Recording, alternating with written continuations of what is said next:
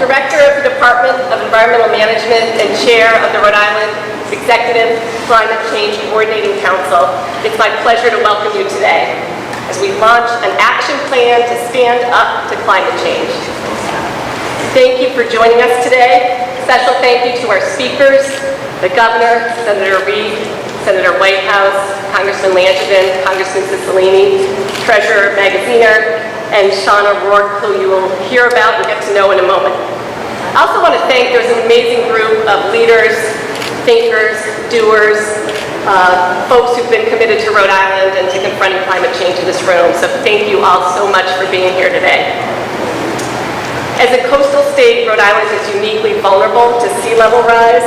We've seen significant storm impacts, riverine flooding, the bay is warming, climate change is here, and it is one of our top priorities. Governor Raimondo and Rhode Island leaders are working aggressively to strengthen our state's preparedness and to make us more resilient. That means having the capacity to prevent, to withstand, and to recover from disruptions caused by climate change. This effort is truly a win-win for Rhode Island now and in the future, and it would not happen without strong, committed leadership. Governor Raimondo is laser-focused on making Rhode Island a better, more livable, vibrant, healthier place to live. She champions the environment and realizes how it links with our economic vitality. I want to thank the Governor for bringing this all together, focusing on climate change and to working to ensure that our state is resilient in the face of the change that we're experiencing now and in the future. Governor Raimondo. Sorry. Oh, that's my well,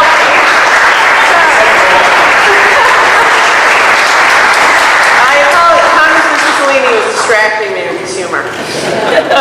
In any event, thank you so much, all of you, for being here. I know it's warm, so we'll keep this program moving. But I have to say, I am so lucky and honored and proud to be the governor of a state that draws such a big crowd for a resiliency executive order. That is the place you want to live. So, thank you.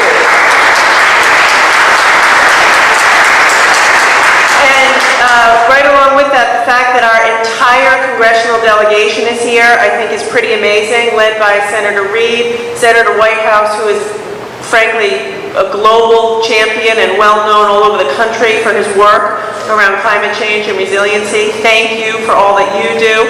Congressman Cicilline and Langevin, yes.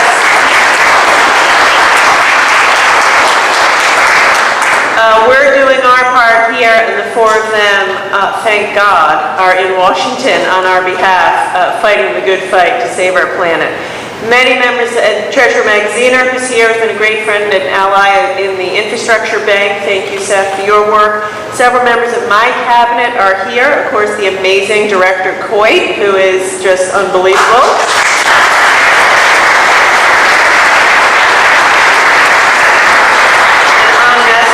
Green and blue outfit.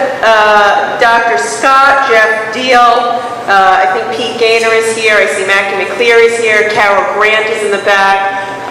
We had Barbara Field from Rhode Island Housing. This is a team effort. This is a team approach. Grover, thank you for all your work at CRMC. It's terrific to have my whole team here working on this.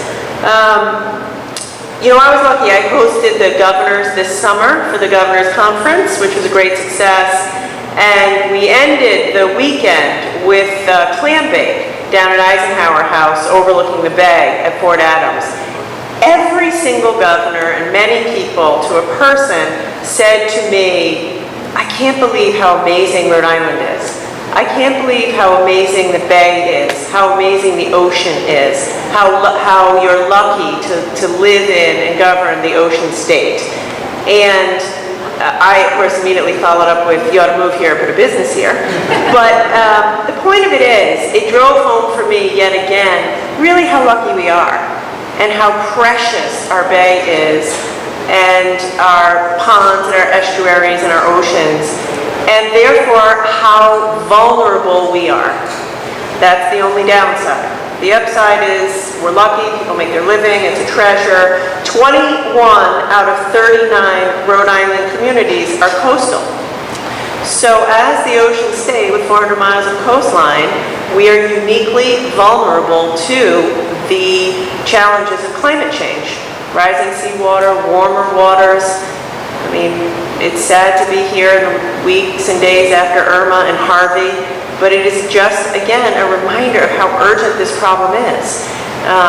And the reality is we can do something. The challenge is to take that spirit of urgency to this challenge of climate change.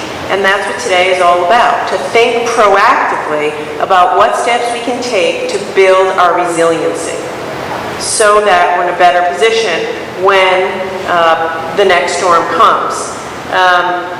I'm proud of our record. You know, I'm proud I was the first governor to endorse the RGGI expansion. By the way, that wouldn't have happened without Janet Coit. We put, RGGI forward. It's going to cut greenhouse gas emissions by 65% by 2030, and I hope we can do even better than that. We've set a goal to make our energy system 10 times cleaner and double the number of green jobs in Rhode Island by 2020. So we've done an awful lot, but in a few minutes I'm going to sign an executive order that's going to appoint Rhode Island's first ever Chief Resiliency Officer, Sean O'Rourke, and whose job it will be to work with stakeholders and present to me a plan next June, a statewide comprehensive resiliency plan. And I think we thought it was necessary to have a full-time point person as a Chief Resiliency Officer. We're developing a series of community roundtables that are going to begin Wednesday, September 27th at 5 o'clock at Save the Bay. That'll be the first of many. And the roundtables will guide our strategy for making our communities, businesses, and the environment more prepared for climate change. So I'm thrilled, I'm excited to lead this effort, and I need every single person in this room to play a role. We have a lot of work to do in the next 8 or 9 months.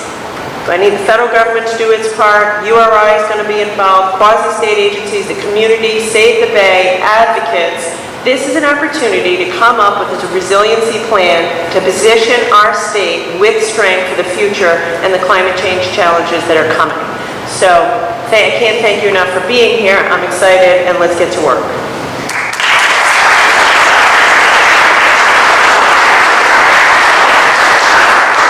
Now it's my honor to introduce our next speaker. Rhode Island is so fortunate to have a top-notch congressional delegation and having our senior Senator Jack Reed, who is always there looking out for our interests, seizing opportunities, and helping us confront challenges is just a wonderful gift to Rhode Island. I just want to comment as the Director of DEM that Senator Reed, who's on the Appropriations Committee, is the absolute leader in providing funding for clean water infrastructure and protecting those federal investments in our infrastructure. He sponsored an important bill on dam safety, and it's a pleasure to work with you, Senator Reed. You need no introduction to this crowd. Thank you.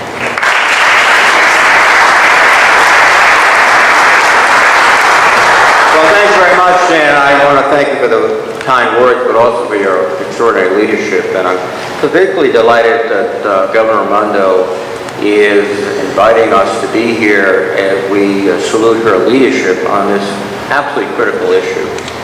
She is committed not only to the environment, but to the families of Rhode Island and the economy of Rhode Island.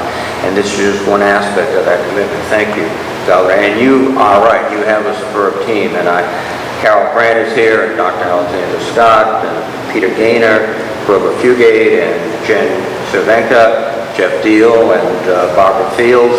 This issue cuts across every aspect of our state. Housing issues, recreational issues, transportation issues, and the governor's leadership has pulled that together, coalesced as a fantastic team, and I want to salute them. I also want to recognize Kurt Spaulding, the best ever regional director for the EPA in the history of the EPA.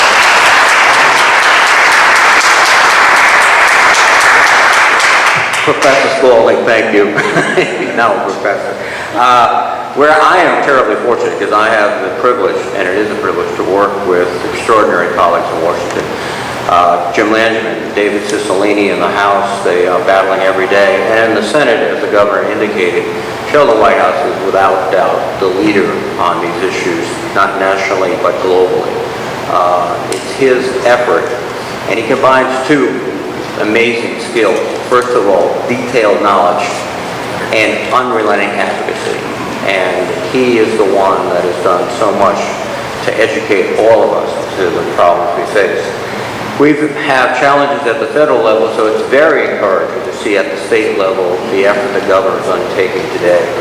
I also want to recognize, too, Seth Magaziner, who is another key partner in this effort along with the Infrastructure Bank. We have the challenge of mitigating climate change. We also have to prepare for what we know is coming. We've seen it the last few weeks. That was, we used to remember when a 100-year storm was a 100-year storm. Now it's a 2-year storm. We know it's coming, and we have to wisely prepare for it. And that's why the governor's efforts today are so critical. Her executive order appointing the Chief Resiliency Officer, Sean O'Rourke, is going to make this a key effort in the state with a key focal point. And she is committed to ensuring we have a plan that pays attention to protecting the people, the businesses, the infrastructure, and the natural resources of Rhode Island. So I want to thank you, because at the international level, the administration is walking away from this issue of climate change. That means at the state level, at the local level, businesses, citizens, we have to step up. The problem's not going away. We have to do our best. And with the governor's leadership, we in Rhode Island are doing our best. Thank you very much.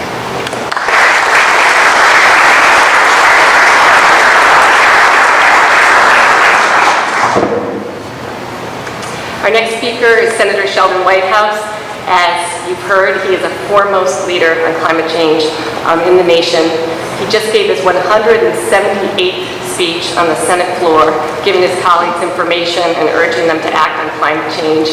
He sponsored a carbon pricing bill to help mitigate and reduce CO2. He has sponsored a National Oceans and Coastal Security Act to promote our resilience. I can't say enough about him, so I'll let him say something himself.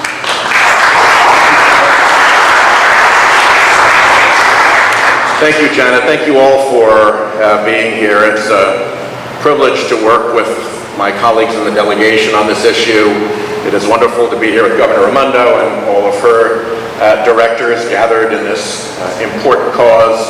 I very much appreciate that Treasurer Magaziner is here and the way in which he's turning his investment responsibilities to try to help be more effective with respect to climate change. And also I want to just particularly recognize so many environmental leaders who are here today and whose work both informs and inspires us in the delegation.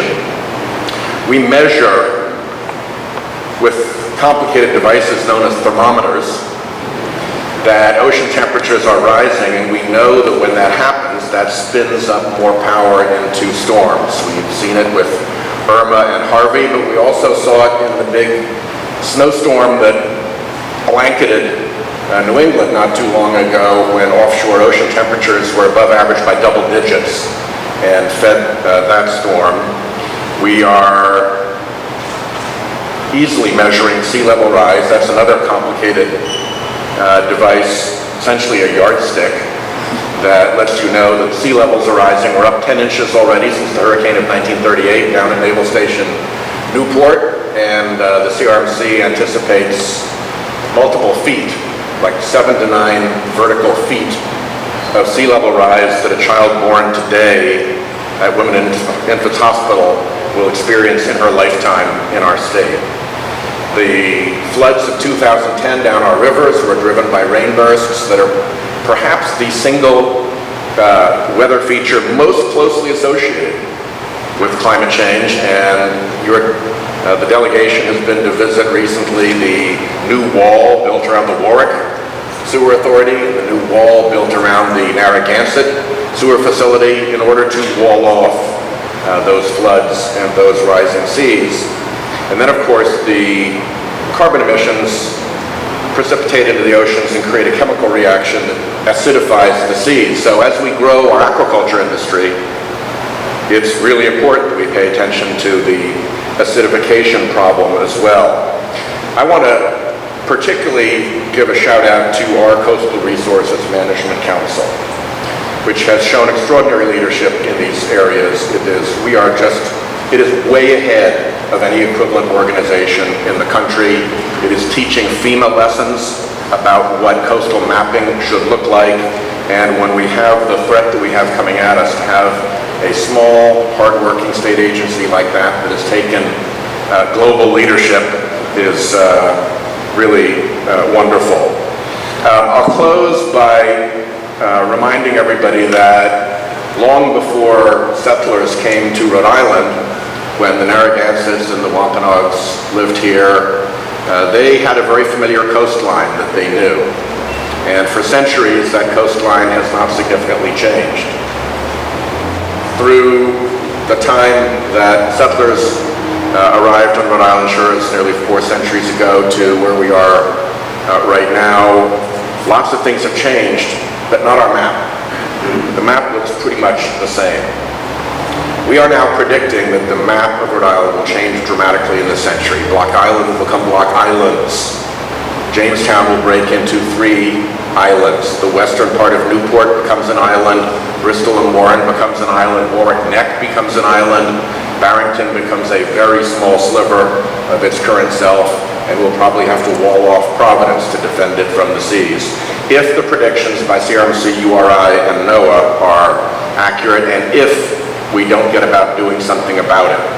So our degree of preparation is really important. The governor's leadership on this is significant.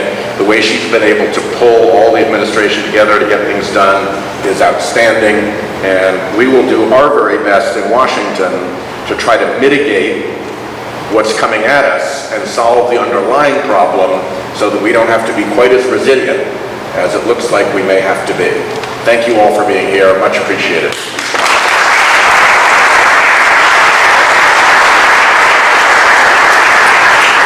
Our next speaker is Congressman Jim Langevin. Congressman Langevin has worked so closely with DEM to protect the natural areas that buffer and protect the state. He's been a leader in supporting the Clean Power Plan. He has introduced legislation to expand the tax incentives for offshore wind. We're thrilled to have you here today, Congressman. Come on up.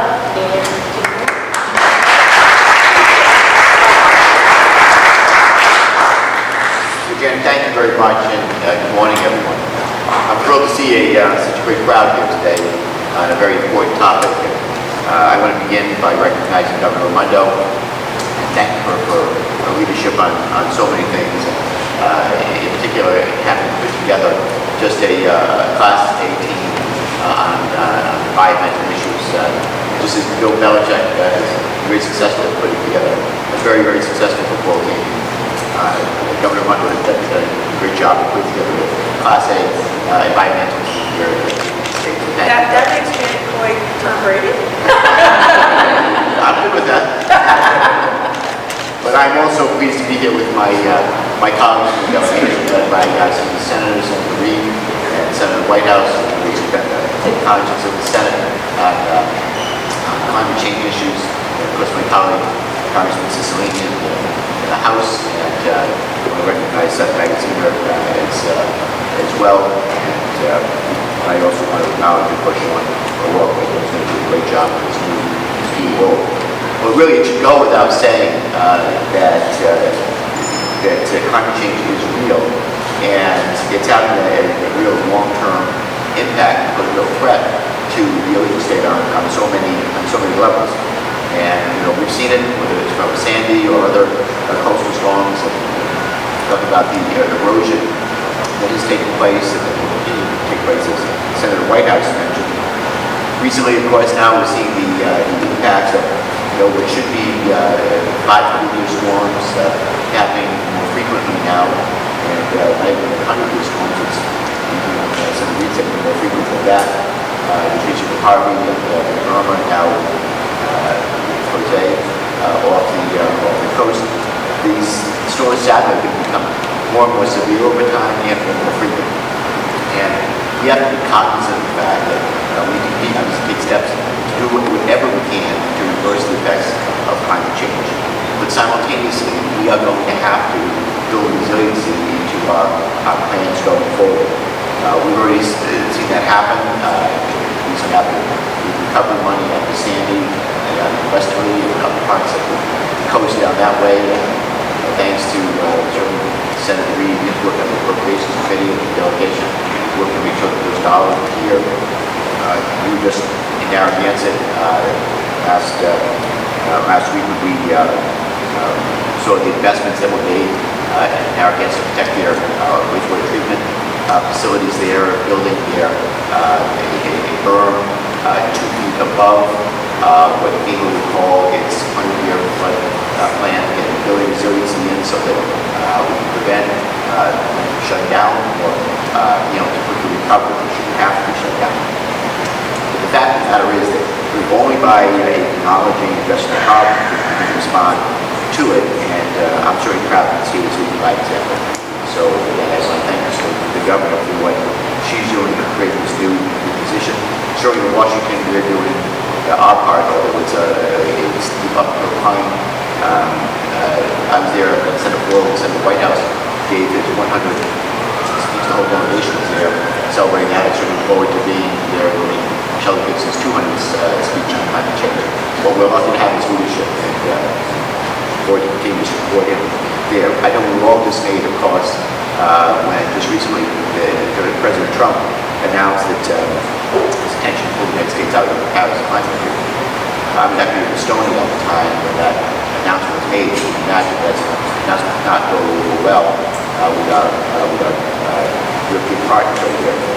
But I have to say that, and this goes to the point of why we're here today. In the face of that setback, you see the states step up and say, we are going to live up to the principles of the Paris Climate Agreement, that we are going to do our part to reduce greenhouse gases. Everything from the largest state, California, with that Governor Raimondo, across the state, the smallest state, Rhode Island, with Governor Raimondo, and many states in between. We are going to have an impact on reaching those climate proposals, and I know that Rhode Island is leading the way.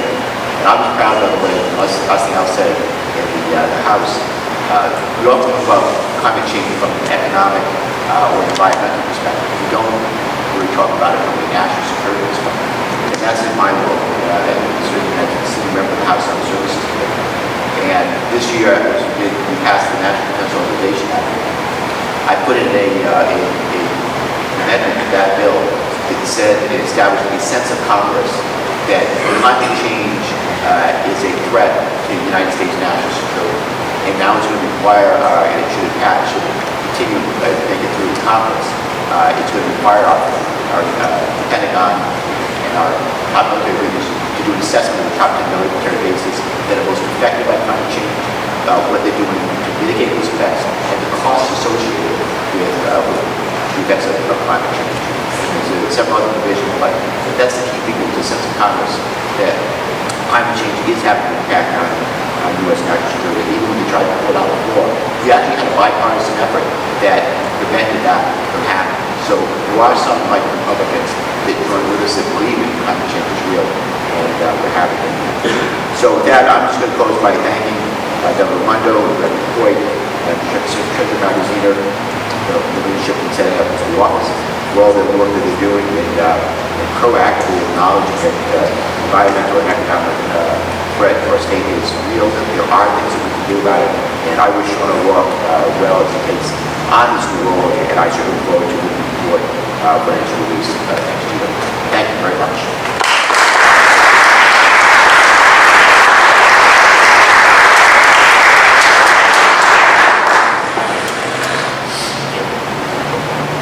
Our next speaker is Congressman Cicilline. He knows full well as a former mayor where the rubber really meets the road when we have these storms.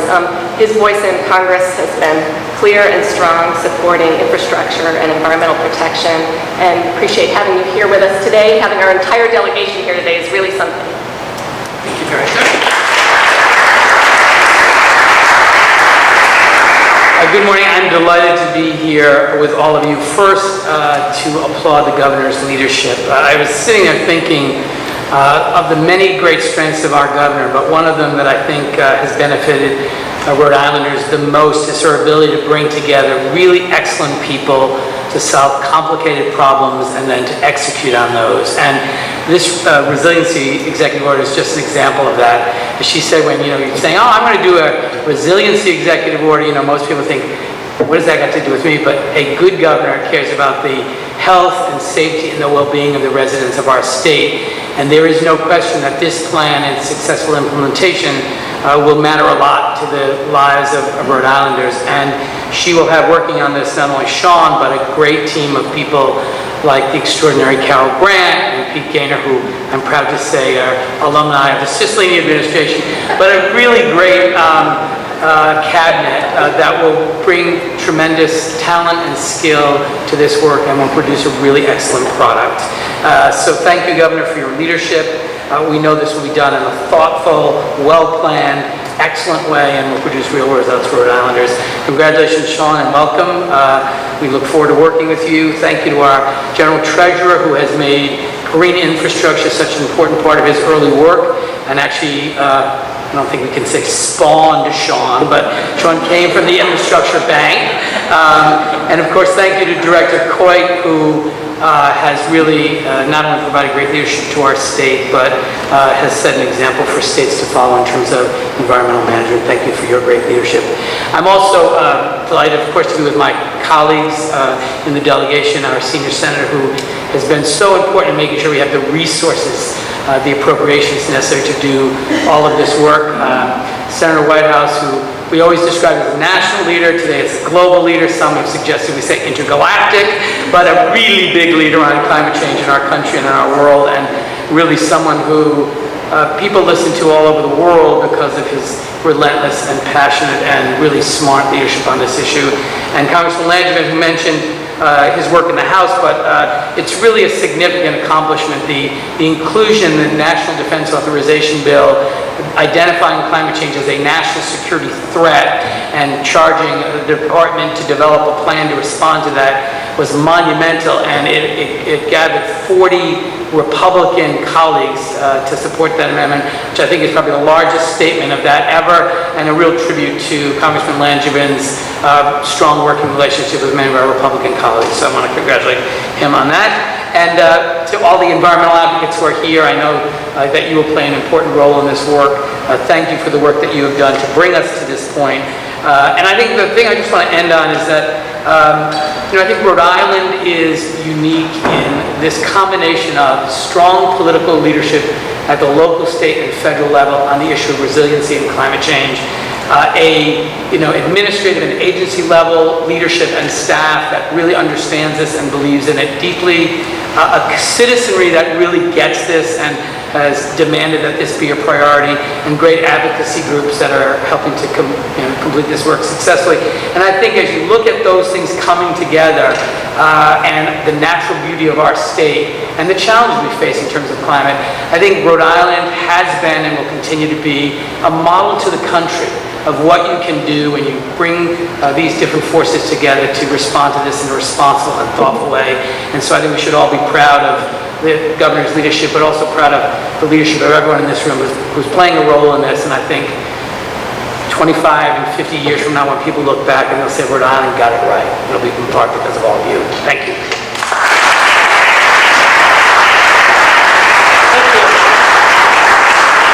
Our next speaker is Treasurer Seth Magaziner.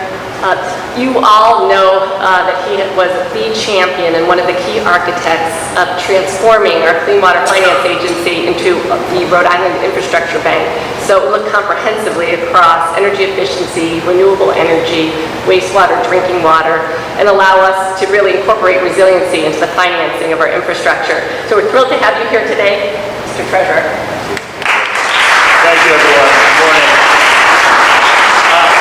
I'll add my voice to the chorus and say it is really exciting and really cool to be living in a state where we have so many leaders and advocates and community members who get it. We're operating in an environment, unfortunately, in Washington, D.C., where our leadership is not ready to recognize the obvious truth that climate change is real and it is caused by human beings and is a threat. A lot of states around the country don't have the kind of unanimous leadership in that regard that we have here in Rhode Island. So to be in a room that's packed with so many people who understand how important, how vitally important this is, and to have a governor and a congressional delegation and department directors who all understand how important this is, it's a huge benefit for Rhode Island. Rhode Islanders are going to be safer and better protected and better off because we are fortunate to have leadership in Rhode Island that understands that climate change is real and that we have to act quickly to do something about it. Now, a lot of people ask me, you're the treasurer, why do you spend time on climate issues? Like, why do you spend time on this? And let me remind everyone, okay, climate change is expensive. It is costly. There is a financial dimension to this. When you have extreme weather, it costs money to repair our infrastructure.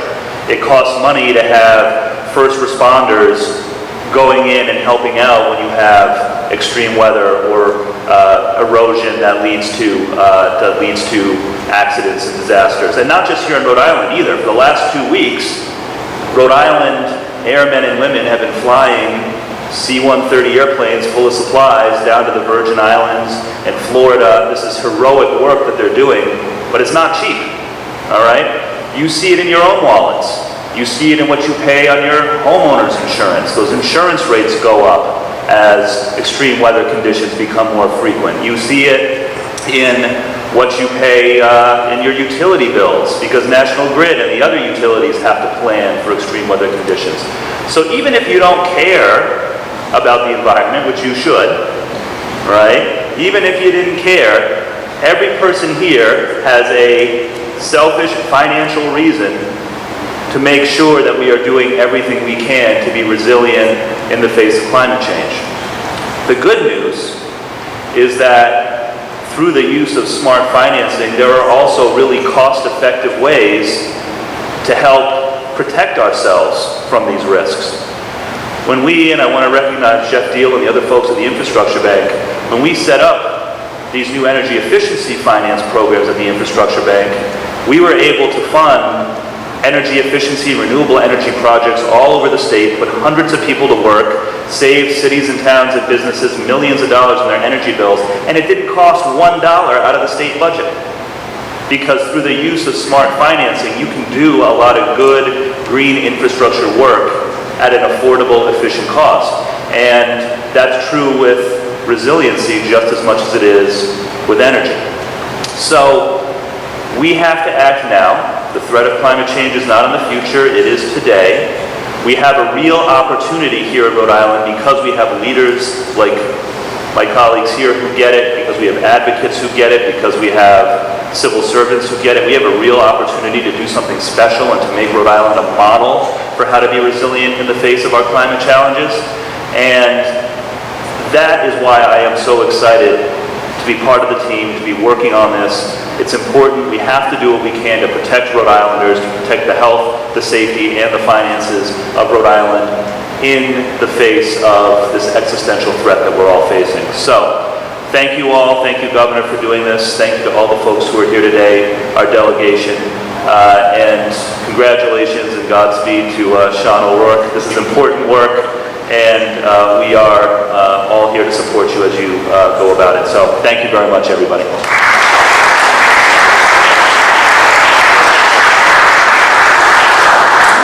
Governor Raimondo is a fantastic recruiter, so I don't know who that compares you to, Danny Ainge,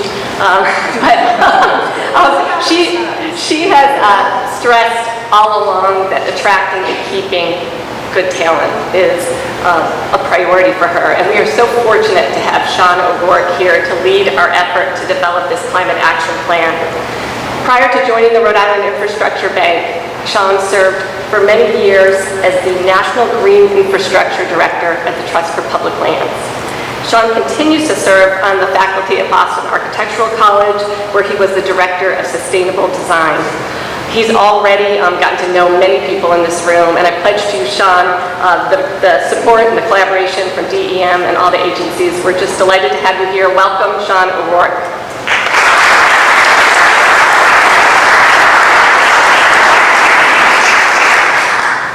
Thank you, Director Coit. And what a fantastic turnout today. Good morning, I'm Sean O'Rourke, and I serve as the Director of Stormwater and Resiliency at the Infrastructure Bank. It's an honor to join Governor Raimondo, all of the speakers, agency heads, business, academia, and the diverse communities of Rhode Island. Today, I'm honored to take on the additional responsibilities of the state's Chief Resiliency Officer. Given the recent events of Hurricanes Harvey and Irma, we know there's absolutely a lot of work to do. And now is the time to turn all of the planning that has happened into action. A couple of years ago, when Governor Raimondo and the Treasurer worked with the General Assembly to expand the Infrastructure Bank's mission, it provided the ability to accelerate investment in climate adaptation and green energy projects.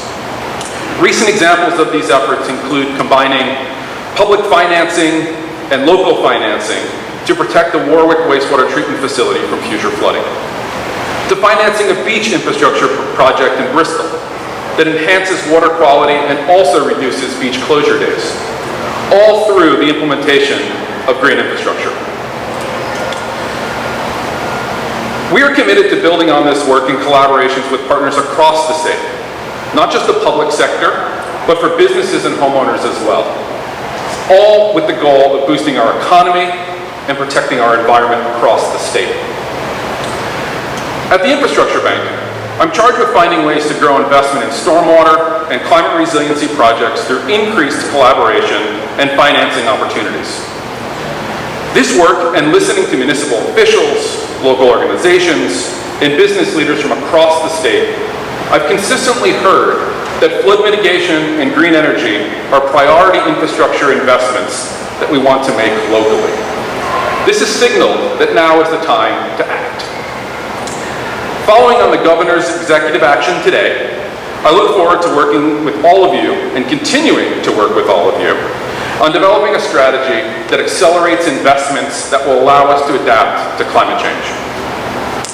This strategy and its priorities will be based on a robust statewide outreach process, all kicking off on September 27th at Save the Bay. The day before, on the 26th, hundreds of leaders from our community, from across the state and beyond, will be here in Providence to discuss resiliency issues and others at the first annual Infrastructure Summit. These collaborative efforts will all build on the climate leadership of the EC4, which has provided an excellent foundation for all of the work ahead. And today, with the Governor's leadership, we're showing that we're ready to work together to prepare Rhode Island for a new climate reality. And thank you.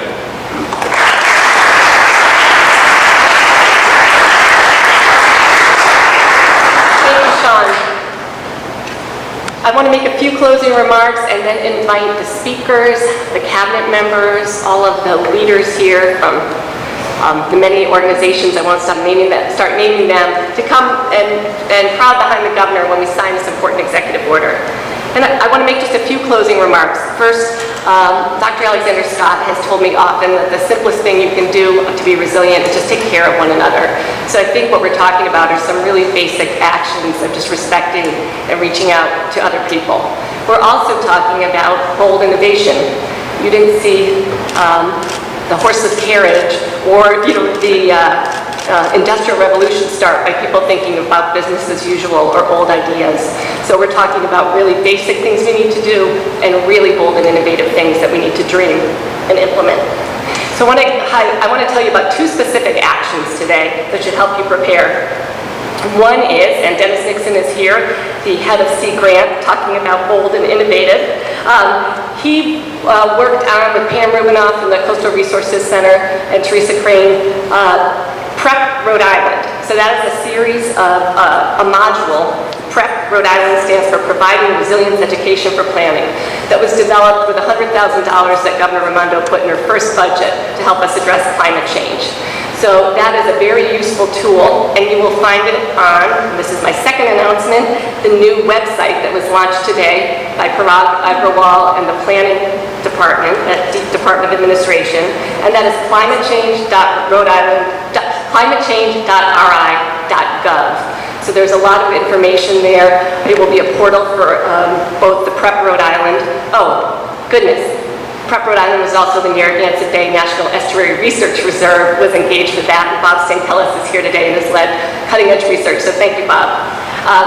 So please look for Prep Rhode Island, look for the new website, get involved as we work together as a Climate Change Coordinating Council with all of you and your communities to make Rhode Island more resilient and continue to be proud of this place that we live.